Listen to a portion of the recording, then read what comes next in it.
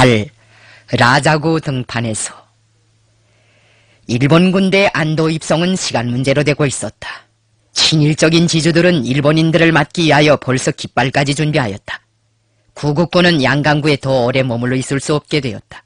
맹탄장 부대에는 산을 끼고 초원이 있는 라자구 왕청 방향으로 퇴각하라는 명령이 떨어졌다. 우리도 급변하는 정세에 대처하여 구국군과 함께 안도를 떠나기로 결정하였다. 이 결정을 채택한 것이 바로 양강구에서 열린 병사공작위원회 회의였다.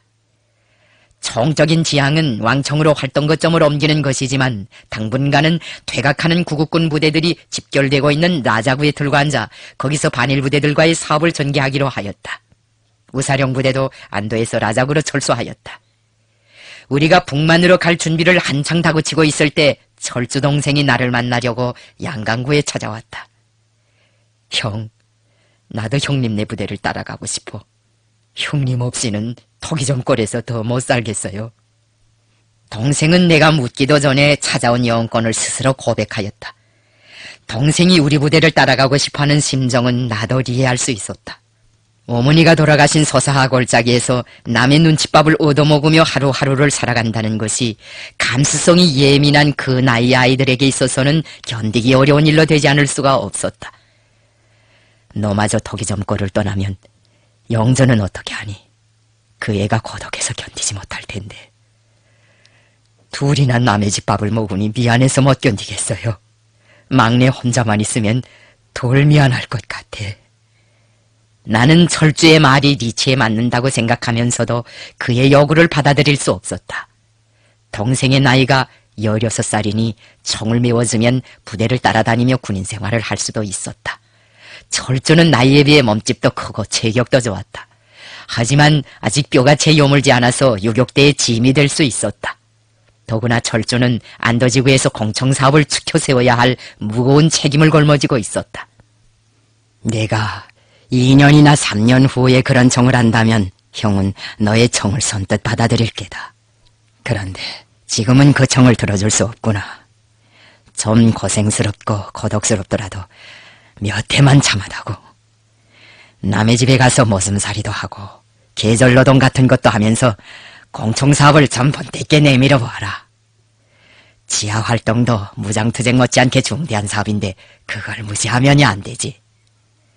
공청사업을 하다가 때가 되면 혁명군에 오너라. 나는 철주가 때를 쓰지 못하게 여러 가지로 구슬려 보았다. 그러다가 그를 데리고 못가에 있는 객주집에 갔다. 문풍지 소리가 궁상스럽게 붕붕거리는 썰렁한 방 안이었다. 나는 술과 안주를 정하였다. 싸늘하게 식은 온 두부 접시 2개, 그 사이에 놓은 술병 하나. 그것을 보더니 철주는 눈물이 글썽해지는 것이었다.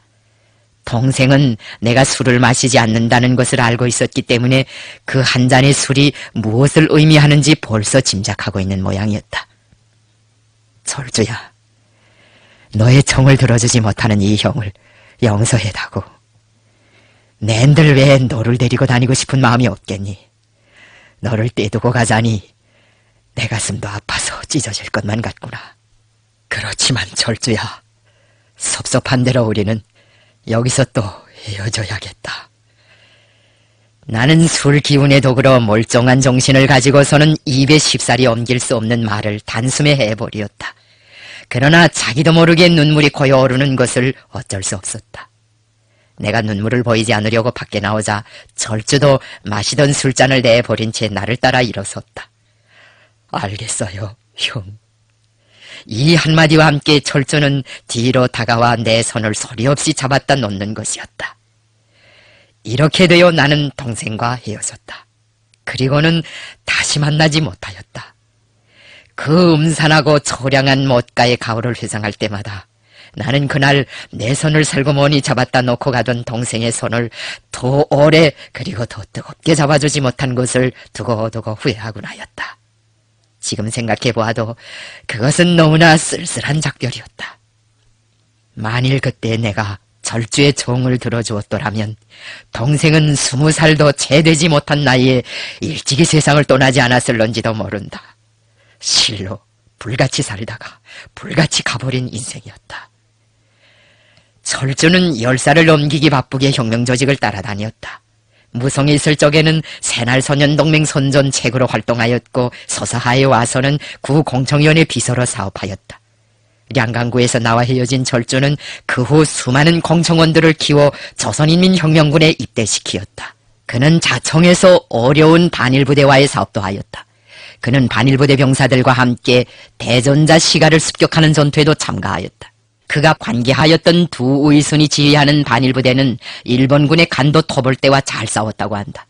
그 후 철주는 안도 반일부대 공작부장의 중임을 지니고 연기련 부암동 장제천 사슴패에 있는 서기호 반일부대와의 사업도 하였다. 서기호는 반일을 하겠다고 하면서도 조선공산주의자라면 덮어놓고 적대시하는 성미가 괴벽하고 고집이 센 두령이었다. 그도 초기에는 조선 사람들과 사이좋게 지냈다. 서기호가 조선공산주의자들을 냉대하기 시작한 것은 부암동의 반일 부녀 회원들이 그가 첩으로 삼으려고 억류해두고 있던 공청원 처녀, 조선 여자, 공청원 처녀를 탈환해온 후부터였다. 그 처녀는 연해대원들과 함께 반일 부대의 선전 공작을 하러 갔다가 그에게 억류되었다. 일단 그렇게 걸려들면 어떤 여자든지 서기호의 요구를 들어주지 않고서는 무사할 수 없었다. 서기호는 그런 방법으로 자주 여자를 갈아대었다. 부녀회원들이 공청원 여자를 탈환해온 후부터 조선 사람들은 서기호의 부대에 발을 붙일 수가 없게 되었다. 과거에 서기호와 너나들이로 허물없이 지내던 사람들까지도 그의 곁에 가서 붙지 못하였다. 서기호는 상사병으로 고민하면서 부하들을 시켜 조선 사람들을 박대하고 탄압하였다.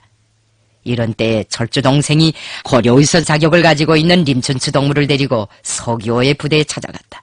두령님 병이 심하다기에 문병을 하러 왔습니다. 철주가 유창한 중국말로 깍듯이 인사를 하였지만 서기호는 거들떠보지 않았다. 조선 사람은 보기도 싫고 조선 사람들과는 말조차 하기 싫다는 것이었다. 두령님 병을 떼볼까 하여 영안 의원 한 분을 데리고 왔는데 한번 치료를 받아오지 않겠습니까? 철주가 다시 이런 말을 해서야 서기호는 조금 김맛이 당겨 영안 의원이라면 진찰을 한번 받아보자고 하였다. 그는 림춘추 동무의 침을 며칠 동안 맞고 나서 편두통 때문에 죽을 것 같았는데 이제는 림 의원 덕으로 골통 속에 숨어 들어왔던 잡기를 쫓아버렸다고 하면서 기쁨을 감추지 못하였다. 이것이 인연이 되어 철주는 서기호 부대에 눌러앉아 반일병사들과의 사업을 합법적으로 하였다. 훗날 우리의 방면군에 편입된 서기호는 심연대장으로 임명되어 최후까지 잘 싸웠다. 한때 아편과 여자가 없이는 단 하루도 살아가지 못하겠다고 하며 난봉을 부리던 그가 혁명군에 편입된 후에는 공산당에까지 입당하였다. 내가 부대의 이름으로 입당을 축하한다고 말하자 그는 군지휘 동지, 나는 오늘 입당하면서 군지휘 동지의 아우를 생각했습니다. 철주가 아니었더라면 나는 오늘과 같은 날을 맞이하지 못했을 것입니다. 라고 하면서 철주가 림춘추 동무를 데리고 와서 자기의 병을 떼어주던 사실과 자기가 반일의 길에서 탈선하지 않도록 꾸준히 이끌어주던 사실을 옛말같이 이야기해주는 것이었다. 1935년 6월에 철주는 저창적 근방에서 장렬하게 전사하였다. 나는 철주가 희생되었다는 소식을 경박호반에서 들었다. 그래서 그런지 지금도 큰 강이나 호수를 보기만 하면 동생 생각을 하고 난다. 철주까지 전사하고 나니 막내 동생은 의지가지 할 데 없는 과가 되었다. 김정용이 내가 초창지 유격 근거지로 들어간 다음부터 동생은 여기저기로 떠돌아다니며 남의 집에서 아이 보게도 하고 심부름꾼 노릇도 하면서 밥을 얻어먹었다.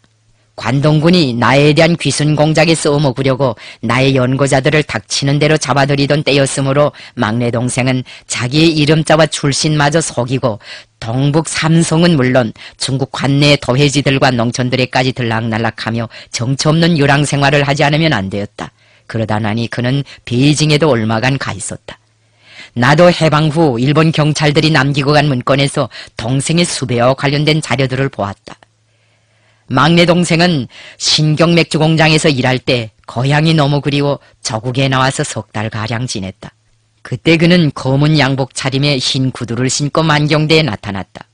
그 차림새가 어찌나도 의젓하고 늠름해 보였던지 우리 할아버지는 막내 손자가 무슨 벼슬자리라도 얻어가지고 자수성가를 한 게 아닌가 하고 생각할 지경이었다. 그때 막내 동생은 저부모님들에게 시름을 끼쳐드리지 않으려고 장춘에서 대학을 다닌다고 하였다. 경찰이 사진까지 내돌리며 지명수배를 하고 있던 때여서 그는 고향에 나와서도 만경돼 있지 못하고 첫째 고모네 집에서 숨어 지내다가 다시 만주로 들어가 버렸다. 량강구를 떠난 반일인민 유격대의 40명 대원은 도나와 앵목을 거쳐 산바를 타고 남오도 방면으로 북상하였다. 우리 부대가 나의 모슴꾼 시절이 흘러간 그 유명한 푸르호 마을에 들려 정치공작을 한 것도 이때이며 돈화현 할바령 부근에서 돈도선, 돈화돔은 돈도선 철도부설공사에 동원된 일본군 수송대와 격전을 벌린 것도 이 무렵이었다. 이 전투가 있은 후 나는 돈화현 두도량자에서 고재봉도 만났다. 적들의 포갑이 심한 사도 항구를 떠나 두도량자로 활동 무대를 옮긴 고재봉은 지하조직이 운영하는 농민학원에서 교편을 잡고 있었다. 두도량자에서 돈화현성까지는 30리밖에 안 되었다. 나는 그때 두도량자에서 고재봉의 어머니도 만나보았다. 우리는 일본군 수송대를 들이치고 노획한 밀가루를 집집마다 나누어주고 그것으로 음식을 만들어 인민들과 함께 먹었다. 그 전투에서 노획한 광목초원은 농민학원에서 학생들에게 교복을 해입히도록 하였다. 두도양자를 떠난 우리 부대는 다시 북상하여 관지 부근과 남오도 지방에서 반일 부대들과의 사업을 한 다음 왕청지구에 들어가 당 공청 조직들과 대중단체들의 사업을 여야하면서 각기각층의 인사들과 올구를 익히었다. 이것은 장차 왕청의 활동 거점을 잡기 위한 기초작업이라고 할 수 있었다. 우리는 왕청에 가서도 반일 부대들과의 사업을 늦추지 않았다. 나는 리광의 별동대가 청몇 자루를 해결하려고 잘못 건드려 놓은 관보전 부대를 만나려고 리수구에 찾아갔다. 그런데 관보전은 벌써 항의를 포기하고 어디론가 종족을 감추었다. 솔직히 말하여 나는 그때 관영장을 만나기만 하면 왕청 동무들을 대신하여 그에게 사죄도 하고 공동투쟁을 위한 방도도 의논하면서 지난날 저중 무장부대들 사이에 일시적으로 조성되었던 갈등과 대립을 청산하려고 하였다.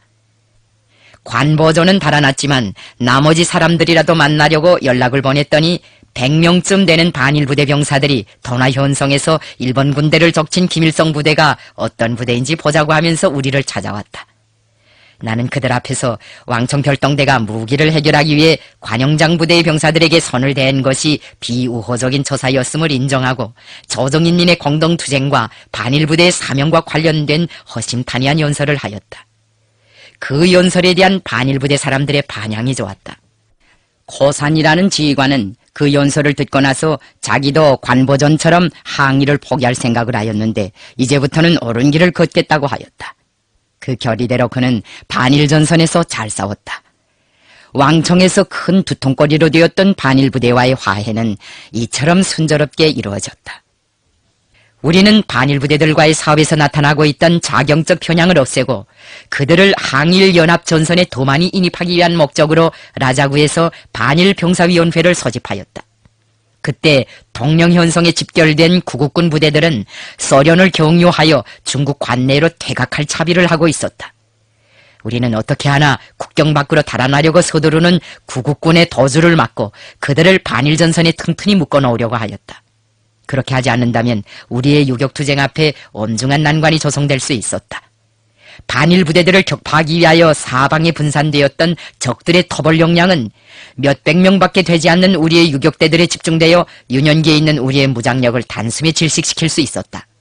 저가의 역량관계는 우리에게 결정적으로 불리해질 수 있었다. 그 당시 일본군은 만주의 군 소도시들을 다 점령할 계획 밑에 도처에서 반일 무장력에 대한 공세를 강화하고 있었다. 그들은 현 소재지까지 다 점령하려고 획책하였다. 회의에는 나와 리광, 진안장, 왕연성, 호진민, 주보중을 비롯하여 30 내지 40명이 참가하였는데 나와 리광은 우리나라를 대표하였고 진안장, 왕연성, 호진민, 주보중은 중국 측을 대표하였다. 회의의 기본 안건은 구국군의 도주를 막고 반일연합 전선을 강화하기 위한 대책에 관한 문제였다. 회의에서는 먼저 왕청 유격대의 과오에 대하여 검토하였다. 과오의 시초로 된 것은 왕청 부대에서 발생되었던 김명산 사건이었다. 김명산은 원래 장항량군 시절에 포이탄에 있다가 9.18 사변 후 6명의 중국인 부하를 거느리고 왕청 유격대로 반변해온 조선 사람이었다. 그는 명포수 출신으로서 싸움을 잘하였다. 왕청 부대 동무들은 그가 반변해오자 금덩이가 굴러들었다고 기뻐하였다. 그런데 반변해온 중국인 대원 6명 중 1명이 적 통치구역에 정찰을 나갔다가 대감자 음식점에 들려 값도 치르지 않고 호떡 한 그릇을 먹고 돌아온 일이 있었다. 그에게는 음식값을 물어줄 돈이 없었다. 그는 부대에 돌아와 자기가 돈도 내지 않고 음식을 먹고 온 사실에 대하여 솔직하게 보고하였다. 현당의 요직을 차지하고 있던 좌경분자들은 유격대의 명예를 훼손시킨 해독분자라는 감투를 씌워 그 중국인 대원을 총살하였다. 현당 군사부의 조치로 왕청에서 처형당한 중국인 대원들의 수는 무려 10여 명에 달하였다. 김명산과 함께 반변에 들어왔던 나머지 중국인 대원들은 이러한 공포 분위기에 놀라 부대를 탈출하여 마천 근방에 주둔하고 있는 관보전 부대에 찾아갔다. 유격대가 중국 사람들을 함부로 총살한다는 그들의 선전을 듣고 위험을 느낀 관보전은 유격대의 주둔지로부터 멀리 떨어진 깊은 골짜기에 부대를 이동시켜가지고 조선공산주의자들을 살해할 기회를 노렸다. 10월혁명 기념일이 되자 왕청 사람들은 날창과 몽둥이와 같은 원시적인 무기들을 휴대하고 행사장에 모여들었다. 그들이 이런 유치한 무기들을 들고 기념식장에 나타난 것은 행사 분위기를 돋구기 위해서였다. 기념식장에 사람들이 집결하는 것을 자기네 부대에 대한 공격 준비라고 잘못 판단한 관보전은 분개하여 자기의 수하에서 참모장의 직책을 가지고 구국군 대원들에 대한 교양과 통일전선운동을 추진시키고 있던 유격대 공작원 김은식과 홍해일, 원홍건 등 여러 명의 조선 사람들을 총살하였다. 속담에도 있는 것처럼 가는 방망이 오는 홍두깨와도 같은 역습이었다. 그 후 투쟁을 포기한 관보전의 부대는 335 때를 지어 적이 통치구역으로 내려가기 시작했다. 왕청 부대는 관부대의 투항을 막는다고 하면서 몇 차례에 걸쳐 그들의 무장을 해제하였다. 그러다가 나중에는 그들이 무장을 순순히 내놓지 않는다고 하여 관부대의 투항병 몇 명을 죽이었다. 이 사건을 발단으로 하여 관보전 부대는 조선공산주의자들에 대한 무차별적인 복수전을 시작하였다. 조선 청년들 중에서 공산주의 운동을 한다고 인정되는 사람들을 만나기만 하면 무조건 붙들어다가 총살하였다. 조직된 지 몇 달 되지 않은 왕청 유격대는 반일부대에 포위되어 많은 희생을 내었다. 반일부대와의 관계에서 반로된 이와 같은 미숙성과 무분별성은 조정관계를 급격히 약화시키고 조선혁명 앞에 헤어나기 어려운 함정을 파놓았다. 회의 참가자들은 반일부대와의 관계를 망쳐놓은 다음에도 그 과오의 엄중성을 잘 깨닫지 못하고 그 무슨 복수를 운운하는 왕청유격대 지휘관들을 가차없이 비판하였으며 장시간에 걸치는 논의를 거쳐 구국군과의 사업에서 지켜야 할 원칙과 행동 조례에 대하여 다시 한번 확인하고 그에 대한 공통적인 이해에 도달하였다. 다음으로 우리가 회의에서 논의한 것은 어떻게 하면 구국군의 발목을 만주 땅에 잡아 매두고 그들로 하여금 항의를 계속하도록 하겠는가 하는 문제였다. 구국군은 그 당시 수만 명에 달하는 역량을 가지고 있으면서도 자기들에게 일본군을 당해낼 능력이 없다고 생각하였다. 그들은 일본 사람들 자신이 유포시킨 천하무적소를 그대로 받아들여 정말 이 세상에는 일본을 당해낼 힘이 없고 일본 군대에 대적할 만한 군대가 없다고 인정하면서 투쟁을 거의나 포기하였다. 그들에게 남은 것이란 어떻게 하면 일본군에게 죽거나 포로되지 않고 아직 전쟁의 불씨가 튀지 않고 있는 산해관 너머로 안전하게 피신할 수 있겠는가 하는 타산뿐이었다. 일본군은 간도지방에서 왕덕림 부대에 공격의 예봉을 돌리고 있었다. 일본군이 왕덕림 부대에 대한 공격을 개시하게 되면 라자구도 불언간 적의 수중에 들어갈 수 있었다. 회의 참가자들은 어떻게 하나 구국군과 함께 라자구를 사수하자고 결의하였다. 라자구를 사수하자면 왕덕림을 설복하여 그가 소련으로 달아나지 않도록 해야 하였다. 구국군의 속심은 소련을 거쳐서 중국 본토로 가자는 것이었다. 반일부대 두령들과 병사들 속에서 소만 국경을 넘어가는 것은 하나의 추세로 되고 있었다. 수만 명의 병력을 가지고 있던 리두와 마점산도 소련을 경유하여 중국 본토로 달아나 버렸다. 구국군의 도주를 막을 수 있는 유일한 출로는 일본군과 전투를 한 번 본때게 하여 그들의 머릿속에서 무적 황군에 대한 환상과 공포심을 완전히 숙청해버리는 것이었다. 회의에 참가한 사람들 가운데서 왕덕님을 설복할 수 있는 적임자는 주보중이었다. 주보중은 국제공산당의 위임을 받고 왕덕님의 고문으로 활동하고 있었다. 나는 주보중에게 왕덕님을 설복하여 그가 어떤 일이 있든지 퇴각을 중지하고 유격대와의 연합전선에 나서도록 해보라고 권고하였다. 우리는 동만에 거주하는 조선 사람들을 토대로 해가지고 유격전을 장기적으로 할 수 있어. 문제는 구국군인데 당신이 무슨 수를 써서든지 왕덕님을 설복해서 그들이 만주 땅에 버티고 서서 최후의 한 사람까지 항전을 계속하도록 해야 하오. 그 사람들이 소련으로 가겠다는 건 시비리에 가서 사회주의 혁명을 하겠다는 것이 아니고 소련 땅을 거쳐 관내로 도망치려는 것이오. 주보중은 그 말을 듣자 해결하기 힘든 숙제라고 하면서 머리를 흔들었다. 당신들이 아직 속내를 잘 몰라서 그러는데 구국군이라는 건 사실 겁쟁이들의 집단이오. 일본 놈들의 비행기가 우르릉하고 비라 한 장만 뿌려도 부들부들 떨면서 꽁무니를 빼는 시라소니물이란 말이오. 그러니 도저히 전투를 해볼 수 없구만. 그렇게 비겁한 무리들을 나는 난생 처음 보았어. 국군과 연합하여 일본군을 친다는 건 망상이나 다름없어. 주보중과 같이 연합 불가능소를 제창하는 사람들은 한둘이 아니었다. 이렇게 되어 의견 대립이 생기고 불가능론을 고집하는 사람들에 대한 비판이 진행되었다. 그때는 다 제만큼 영웅이고 천재고 지도자였다. 구국군 병사공작위원회라고 하는 것은 각지에 나가서 지방공작을 하는 사람들로 이루어진臨시적인 조직인 것만큼 누구라고 할 만한 지도자가 없었다. 그러나 회의는 내가 의장이 되어 집행하였고 회의는 회의대로 다 하였다. 내가 의장으로 회의를 집행한 것은 직급이 높아서가 아니라 국군들과의 사업에서는 김일성이 노장이라고 하면서 중국 동무들이 나를 추대하였기 때문이었다. 이것이 바로 라자구 회의다. 구국군 병사공작위원회로서는 마지막 회의였다. 이 회의를 마감으로 병사공작위원회는 해체되었다.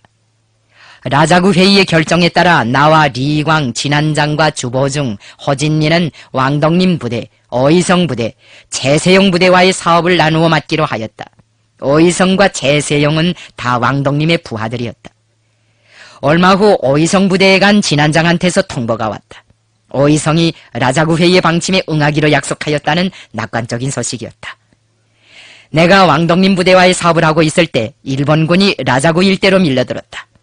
적들은 우리 주력부대가 왕덕님 부대와 연합전선을 형성하면 큰일이라고 하면서 대병력을 동원하여 빠른 속도로 공격해왔다.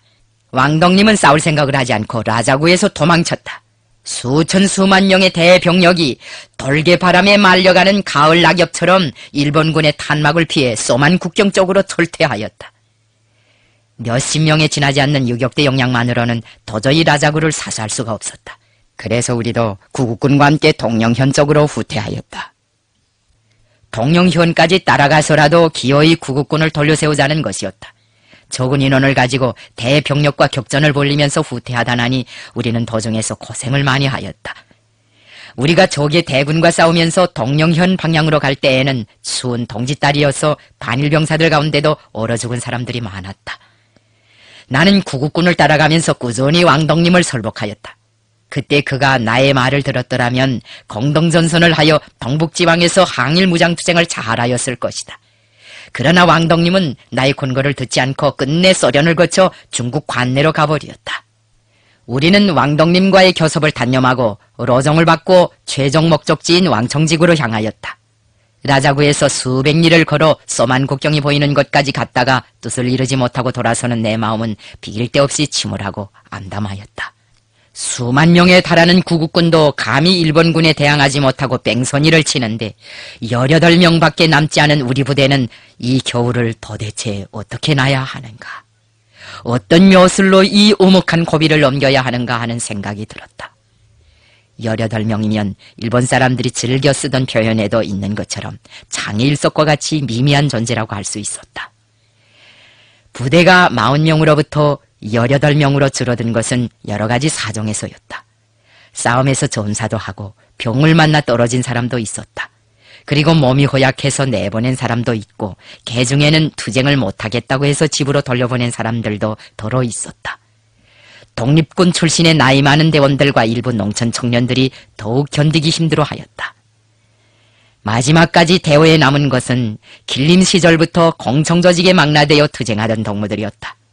그 18명을 데리고 사선을 헤치면서 왕청으로 나올 때 내가 새롭게 깨달은 것은 사람은 조직 생활을 통해 단련되어야 어떤 극단적인 정황에서도 자기의 신념을 끝까지 고수하고 혁명가로서의 도덕적인 책임을 다할 수 있다는 것이었다.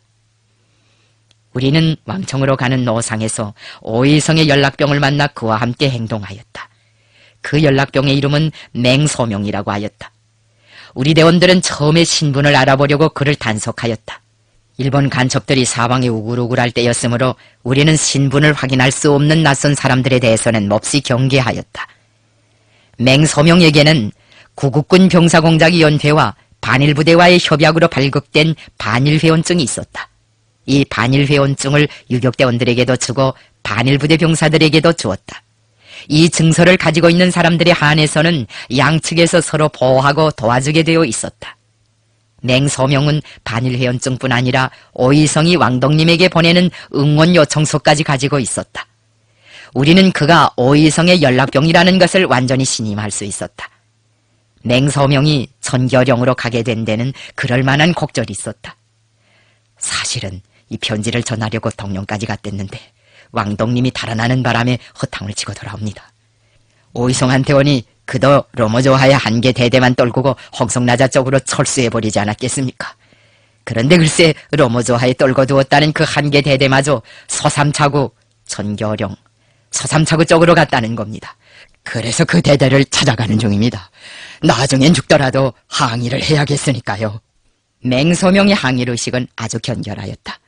그는 동북 삼성에 시국을 평정할 만한 인물이 없다고 개탄하면서 대장님은 우리가 이긴다고 생각합니까? 일본이 이긴다고 생각합니까? 하고 물었다.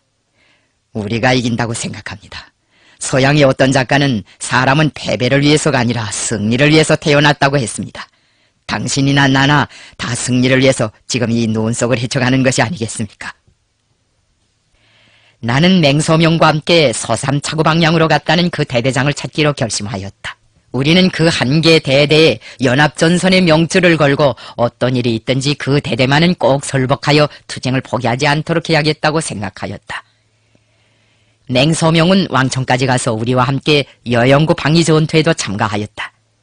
그는 가장 어려운 때에 우리를 도와주었고 우리와 더불어 생사를 같이 한 잊을 수 없는 동행자였다. 1974년에 맹소명은 나에게 편지를 보내어 우리가 라자구 등판에서 만나게 된 때를 감회 깊이 상기시키었다. 나는 그 편지를 보고 지난날 우리와 함께 고난 속에서 우위를 나누던 오이성의 연락병이 살아있다는 것과 그가 도나 합작사에서 농업에 종사하고 있다는 것을 알게 되었다. 우리가 가장 힘들게 넘긴 고비는 러흑산에 갔을 때라고 생각한다. 러흑산까지는 덜렁덜렁하였지만 구국군이 동행하였으므로 우리는 고생을 많이 하면서도 별로 외로운 줄을 몰랐다. 그러나 그들이 소련으로 다 도망가 버린 후로는 그 광막한 등판에 우리 18명밖에 남은 것이 없었다. 왕덕님이 월경하면서 남겨두고 간 일부를 데리고 주보종까지 다른 곳으로 빠져나가다 나니 우리는 완전히 고립무원한 상태에 빠지었다. 하늘에서는 비행기가 돌아치면서 투항을 권고하는 삐라를 뿌리고 땅에서는 토벌에 동원된 일본군 무리들이 사방에서 우리를 포위하였다. 우리나라의 고산지대에서조차 볼 수 없는 혹독한 추위와 허리를 치는 장설 때문에 대원은 점처럼 앞으로 전진할 수가 없었다.臨시 변통으로 그날그날 얻어먹으며 힘들게 저축해둔 식량도 바닥이 났다. 오래 서사하에서 입고 떠난 군복마저 다 찢기고 터져서 살이 드러났다.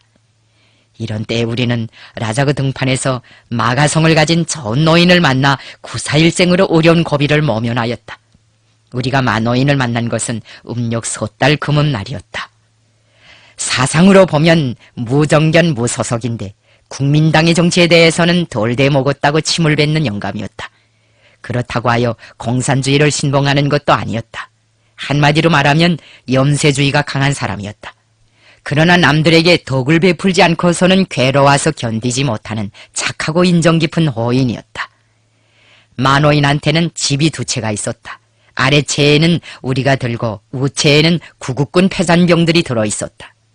그들의 대부분은 반소 사상을 가진 사람들로서 소련이 공산국가라는 이유로 월경을 시도하지 않고 만주에 떨어진 자들이었다. 패잔병들 가운데는 오이성이 로모조하에 떨궈두고 갔다던 곽대대장의 부하들도 있었다. 맹소명은 여장을 풀어놓기 바쁘게 구국군의 맥을 짚어봐야겠다고 하면서 자진하여 우체의 패잔병들을 찾아갔다. 나는 그에게 구국군 병사들이 우리와 손을 잡고 공동으로 움직일 용의가 있는지 없는지 그것을 타진해보라고 하였다. 맹소명은 곽대대장의 부하들 중에 아는 사람들이 많으니 1차적으로는 자기가 먼저 그들의 속심을 떠보고 승산이 보이면 김대장이 가서 정식으로 교섭을 해보는 것이 어떤가고 제의하였다. 그러나 패잔병들을 만나고 온 맹소명은 어깨를 떨구고 우울한 표정으로 말하였다. 연합전선은커녕 아무것도 못할 놈들입니다. 저놈들은 벌써 토비가 될 공론을 하고 있습니다. 만호인도 구국군 패잔병들이 우리의 무장을 해제할 음모를 꾸미고 있다는 정보를 주었다. 그들이 우리의 총을 탈취해가지고 비족의 대오를 확장할 계획이라는 것이었다. 사태가 이 지경이 되고 보니 우리는 모두 우리 자신의 운명과 혁명의 전도에 대하여 깊이 생각하지 않을 수 없었다. 주변에서 반일부대 병사들이 수천 수만 명 와글와글 할 때에는 일본군과 싸움을 해도 당장 이길 수 있을 것 같았는데 그들이 다 달아나고 없는 데다가 우리 대오마저 18명밖에 남지 않고 보니 그저 막연하다는 생각만 들었다. 왕청에 갔대야 총 11문자로밖에 없으니 그걸 가지고 무슨 일을 치르겠는가. 연길에 있는 무기라야 총 몇십 자루 정도밖에 안 될 것이고 설상가상으로 저 무지막지한 패잔병들마저 우리의 무장을 빼앗겠다고 날치니 이 일을 어쩌면 좋단 말인가. 라자구의 이름 모를 등판까지 왔는데 왕청으로 돌아갈 길도 묘연했다. 이 일을 어떻게 할 작정이냐. 자신에게 반문도 해보았다. 무장을 죄버리고 다시 돌아가 지하투쟁이나 할 것인가. 그렇지 않으면 고생스럽더라도 무장투쟁을 계속할 것인가. 이런 동요가 없었다고 하면 진실을 왜곡하고 역사를 위조하는 것으로 될 것이다. 나는 그때 나뿐 아니라 우리 집단에서 동요가 있었다는 것을 숨기지 않으며 또 숨길 필요조차 느끼지 않는다. 강철도 산화되면 변하는 법이다. 인간은 강철도 아니거니와 그 강철보다 약하고 변이성이 많은 존재이다.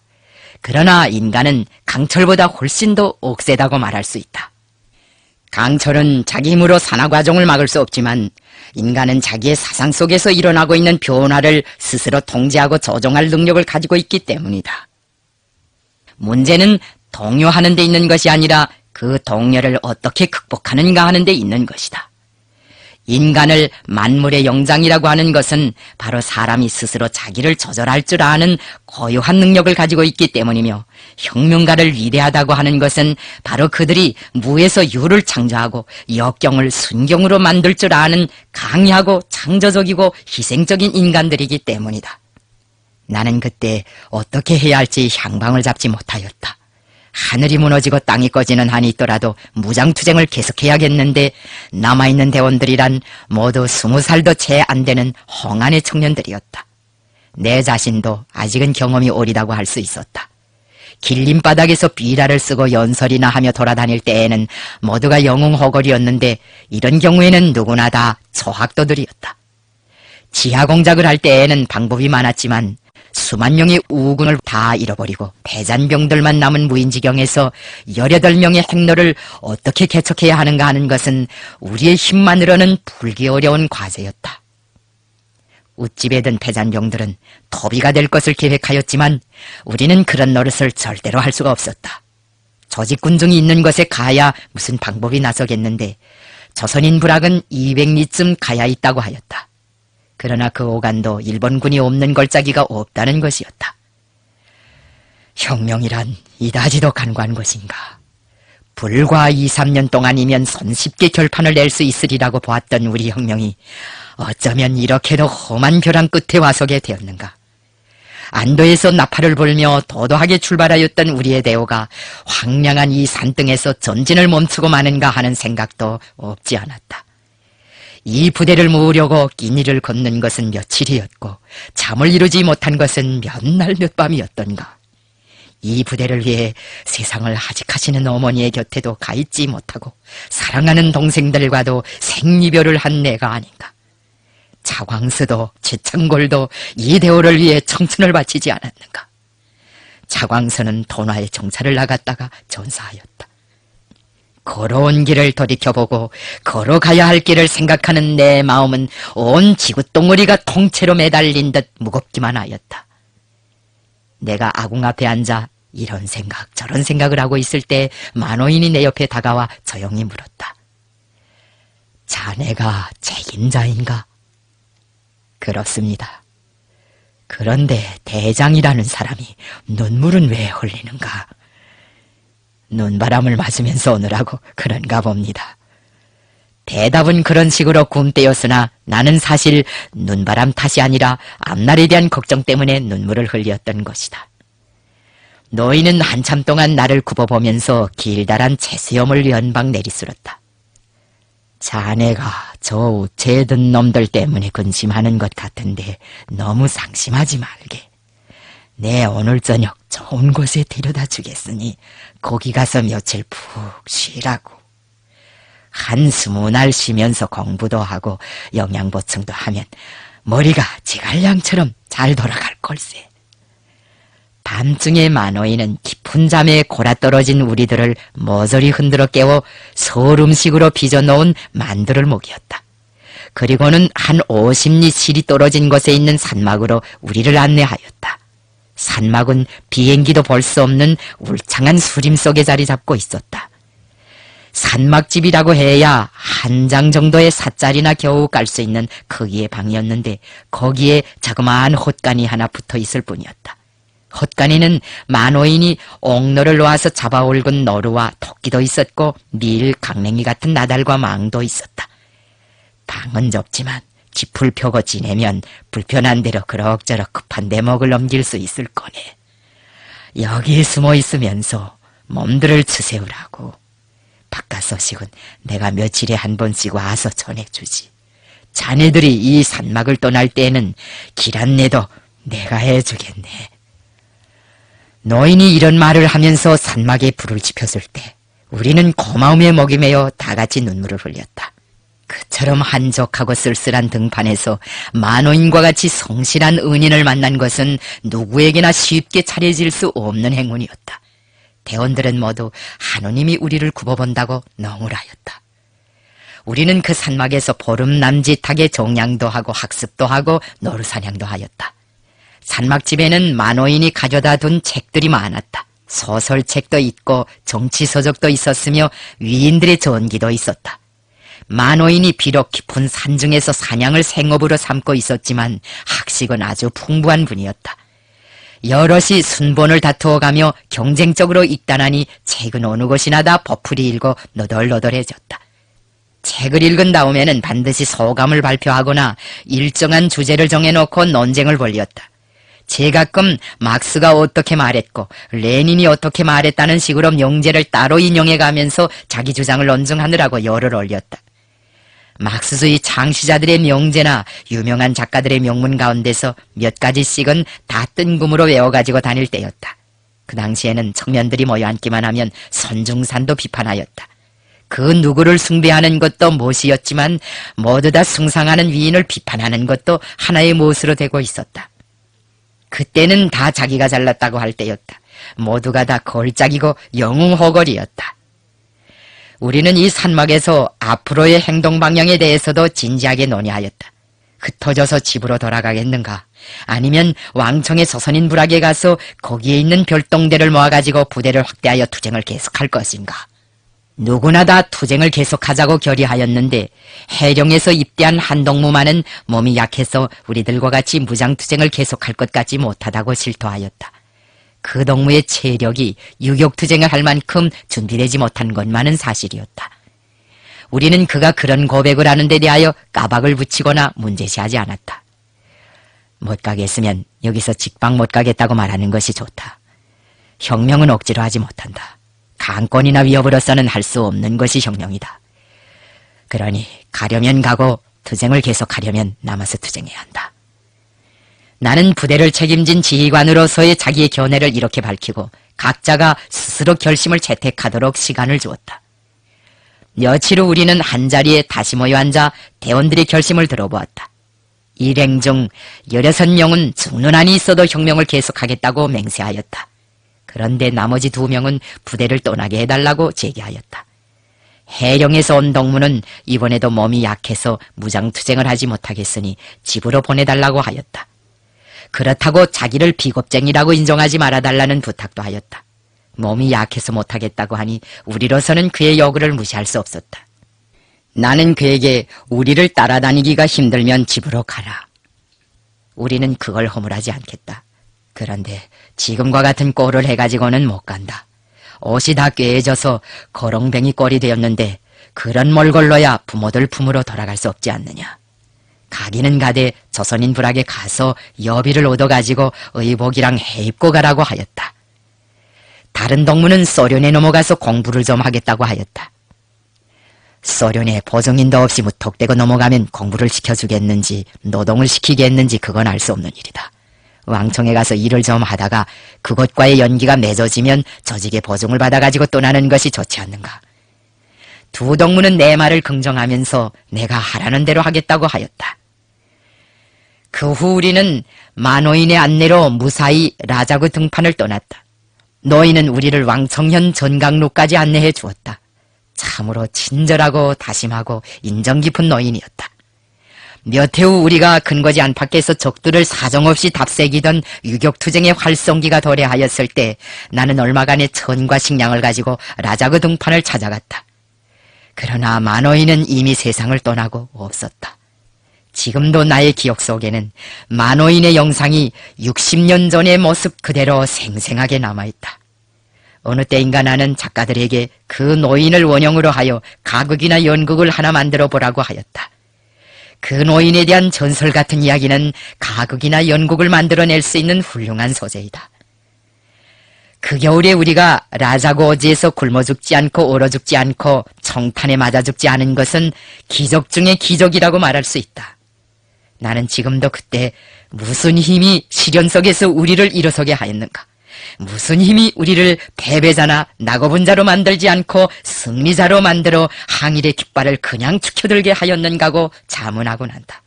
그리고 그때마다 그것은 혁명에 대한 책임감이었다라고 긍지에 넘쳐 자답하곤 한다. 그 책임감만 없었더라면 우리는 눈구덩이 속에 그대로 주저앉아 2번 다시 일어나지 못하였을 것이다. 나는 그때 우리가 주저앉으면 조선이 다시 소생하지 못한다는 자각을 가지고 있었다. 우리가 죽어도 조선을 구원할 사람들이 따로 있다고 생각했더라면 우리는 라자그 등판의 눈사태 속에 파묻혀 더는 일어나지 못하였을 것이다.